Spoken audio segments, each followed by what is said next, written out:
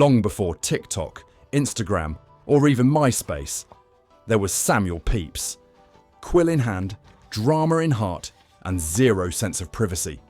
This 17th century gentleman documented everything from political intrigue to his dodgy digestion. Was he just a diary-obsessed civil servant, or was he the original oversharer? Welcome to the Candlelight Historian, where today we ask the truly burning question: was Samuel Pepys history's first influencer? Spoiler, he even reviewed his own bedroom performance repeatedly. And he might just be history's first influencer. Here's why. This is the story of an ordinary man who documented his extraordinary life with an obsessive detail that would feel right at home today. He wasn't born into power. He was the son of a London tailor. But through ambition, hustle, and a revolutionary understanding of personal branding, he became one of the most powerful men in England. And he wrote it all down. Section 1. The daily content creator. If content is king, then Samuel Pepys is the original monarch. From January 1st, 1660 to May 31st, 1669, he kept a daily diary, producing a stream of content that is staggering in its scope. Over 1.25 million words. This wasn't just a log of big events. This was life logging on an epic scale. To do it, he used a popular form of shorthand, which allowed him to write quickly. But for his deepest secrets, his affairs, his bribes, his brutally honest opinions, he switched to a private code, a mashup of Spanish, French, and Latin. He was, in effect, creating a private feed for his most scandalous content. His diary was his blog, his Instagram, his daily vlog, capturing everything from high-stakes naval administration to his anxieties about money, his squabbles with his wife, and even what he had for dinner. He was the original lifestyle blogger. He documented his meals with relish, from a lavish feast of a brace of stewed carps, 6 roasted chickens, and a jowl of salmon, to a simple, satisfying dinner of fried mutton eaten from an earthen platter during the chaos of the Great Fire. And when that fire threatened his home, what did he rush to save? His papers, his wine, and famously, his Parmesan cheese, which he buried in the garden for safety. He was obsessed with fashion. As the son of a tailor, he knew clothes were a status symbol. He proudly notes the first time he wore a sword, as the manner now among gentlemen is. And he was filled with a mix of vanity and anxiety when he wore his expensive new periwig to church for the first time, wondering if all the church would presently have cast their eyes upon me. His social life was non-stop. After years of Puritan sobriety, the restoration of King Charles II meant the theatres were open again, and Pepys was a constant presence, critiquing the plays he saw. He was a passionate musician who hosted concerts at his home, and a regular at the city's taverns and coffee houses, the social hubs where news and gossip were traded over a drink. But Pepys wasn't just documenting the good times. He was a breaking news correspondent, reporting from the heart of London's greatest disasters. During the Great Plague of 1665, while the rich fled, Pepys largely stayed put.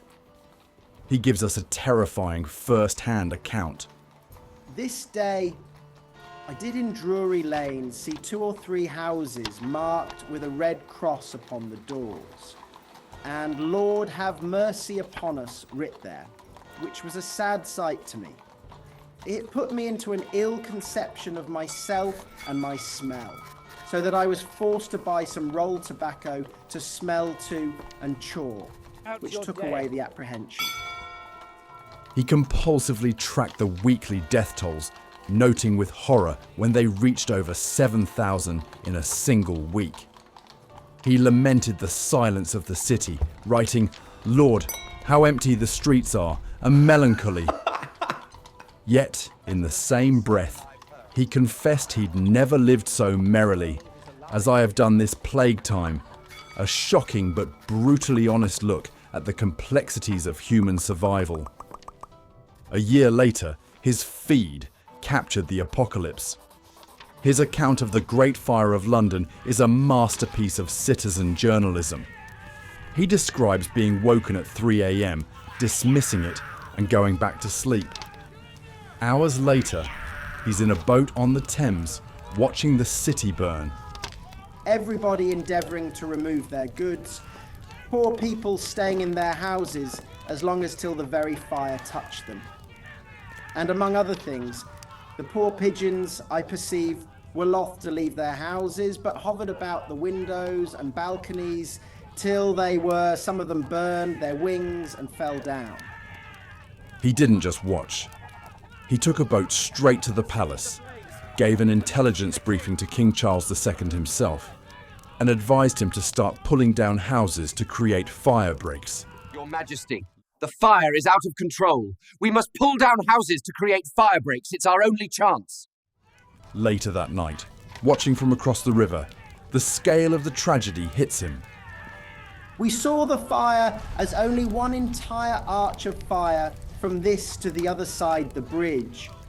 It made me weep to see it.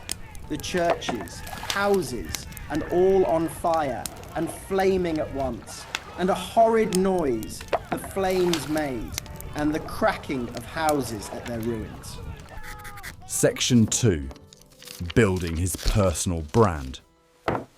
Pepys didn't just record his life, he actively shaped it. He was a master of building a personal brand, meticulously curating an image of a man of status, taste, and intellect. This was crucial because he started with nothing. His father was a working tailor, his mother the daughter of a butcher. In the rigid class system of 17th century England, he was an ordinary man. His entire life was a project in becoming extraordinary. The first step was education. A sharp mind and influential relatives got him into St. Paul's School and then Cambridge University. But his real education was in the art of self-fashioning. He was profoundly worried about how he was perceived and took constant steps to manage his image. This portrait is a case study in 17th century image management. Think of it as the ultimate LinkedIn profile picture.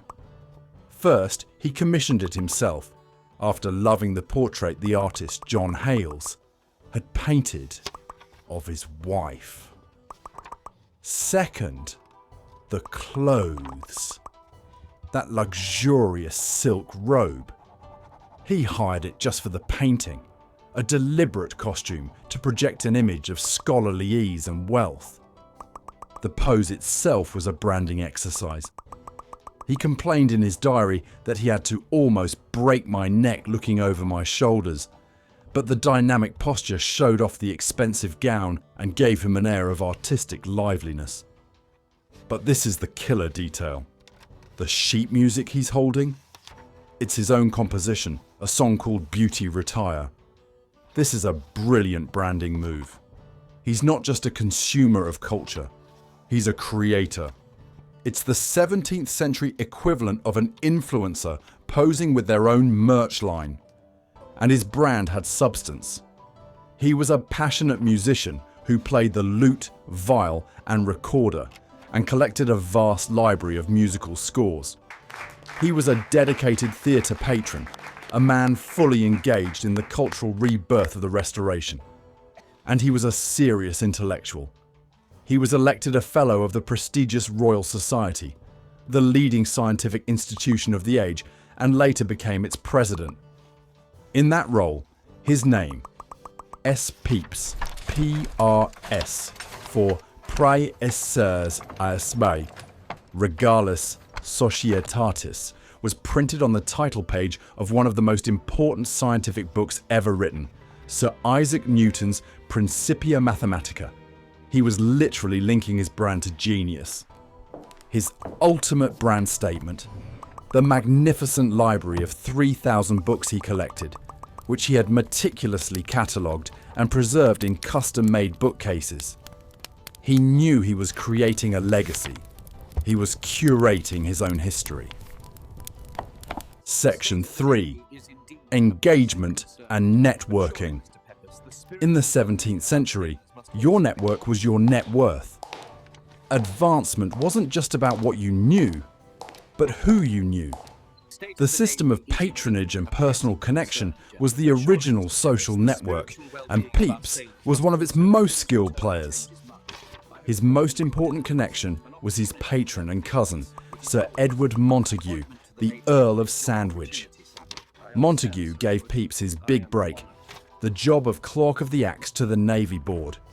It was a senior post with a huge salary of £350 a year and an official residence, and Pepys had zero naval experience. This was the connection that opened every other door.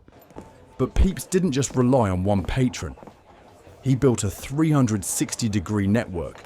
He hit the coffeehouse circuit, the new sober hubs where men met to trade news, debate politics, and do business.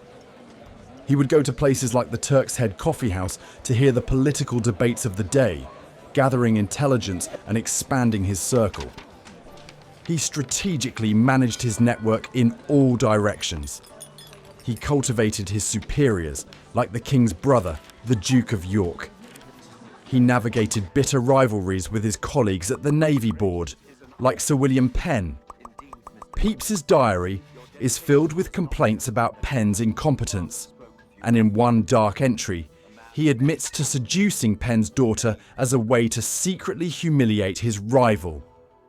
And crucially, he managed downwards, fostering deep loyalty in his clerks, like his protégé Will Hewer, who started as his servant and became a lifelong friend and confidant. He made himself the indispensable central node of the Navy's information network.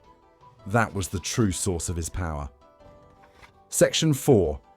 Monetizing his influence.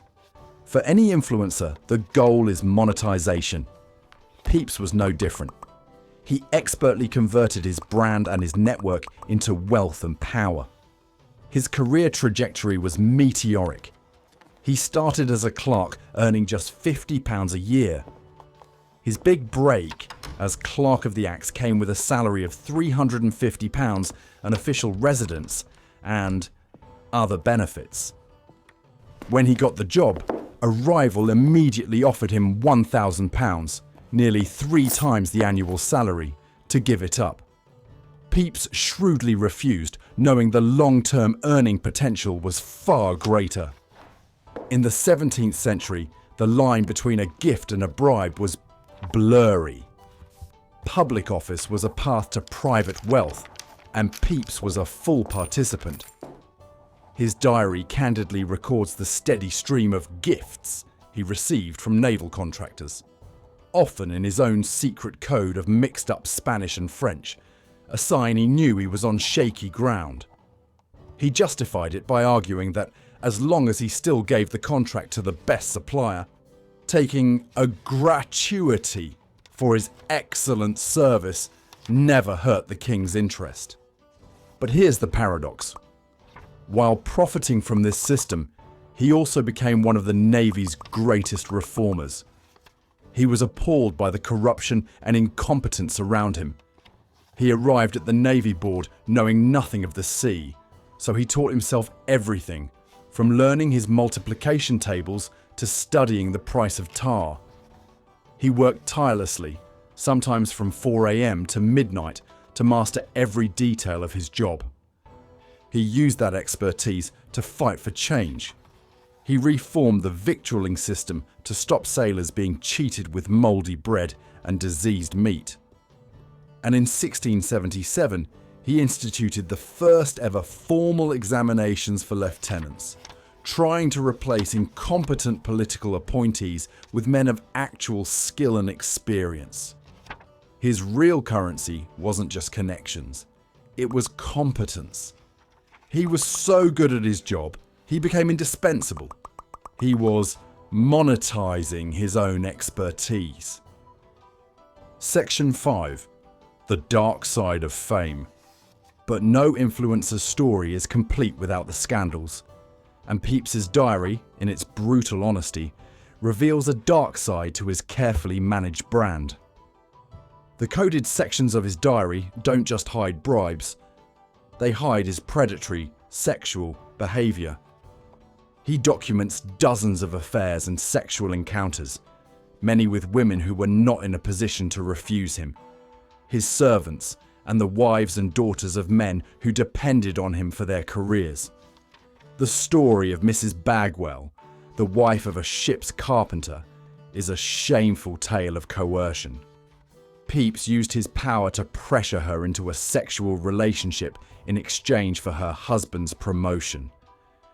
In another chilling entry, he describes trying to grope a pretty modest maid in church who had to take out pins to prick him if he touched her again. While most of his affairs remained secret, one scandal blew up his private life. His wife, Elizabeth, walked in on him with her young companion, Deb Willett. My wife, coming up suddenly, did find me embracing the girl, and indeed I was with my main hand in her cunny. The discovery led to a household crisis. Elizabeth was enraged, keeping him up at night, calling him a rogue and dog. Deb was fired, and Pepys was consumed with guilt and fear, though not enough to stop him from breaking his promise of faithfulness and seeking Deb out again later. It was a raw domestic drama worthy of a reality TV show. But the biggest threat to his reputation and his life came years later in 1679. At the height of his power, he was accused of high treason. In a wave of anti-Catholic hysteria known as the Popish Plot, his enemies framed him. The chief accuser was a known criminal and vicious fantasist named Colonel John Scott. The charge? That Pepys was a secret Catholic who had sold naval secrets to the French. The attack was political, a way to get at his powerful patron, the Catholic Duke of York. Pepys was thrown into the Tower of London, but he didn't give up. He launched a brilliant and expensive counterintelligence operation. He activated his entire network, sending agents across Europe to dig up dirt on his accusers and build an unassailable case for his innocence. It was a 17th century cancellation attempt, and Pepys fought back with everything he had. He won. The case collapsed, and he was eventually restored to power. Conclusion: the enduring influencer. So what is the legacy of Samuel Pepys? He was a content creator, a brand builder, a master networker, and a man who survived scandal. He was a complex mix of diligence and corruption, public service and private vice. And the most amazing part? His content still works. Today, the website pepysdiary.com posts his daily entries as a blog, exactly as he wrote them centuries ago, complete with a comments section where modern readers discuss his life as if it were happening now. There are even social media accounts on platforms like Mastodon that post excerpts from his diary in real time, like a live feed from the 1660s. His feed is still active. He was a man who understood how to make himself essential, how to craft a narrative, and how to turn an ordinary life into an extraordinary legacy. Long before we had the tools, he had the vision. He is, without a doubt, the most influential man you've never followed.